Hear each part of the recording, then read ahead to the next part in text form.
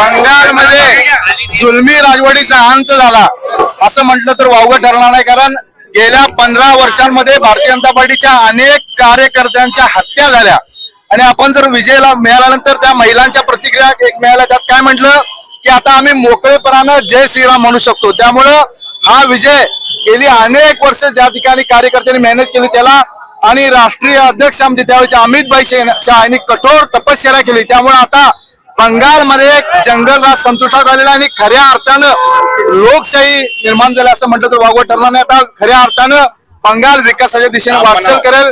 याबरोबरच आसाम मध्ये विजयाची हॅट्रिक झालेली आहे आणि पॉंडेचेरी मध्ये सुद्धा आपलं सरकार आले. त्यामुळे देशाच्या 21 राज्यांमध्ये भारतीय जनता पार्टी आणि मित्रपक्षांचं सरकार आले. 17 राज्यांमध्ये भारतीय जनता पार्टीचे मुख्यमंत्री झालेले आहे. त्यामुळे या सर्वांचं मी मनापासून अभिनंदन करतो. डॉक्टरांनी ऍडमिट होण्याचा सल्ला दिलाय, पण स्पेशल रूम परवडत नाही.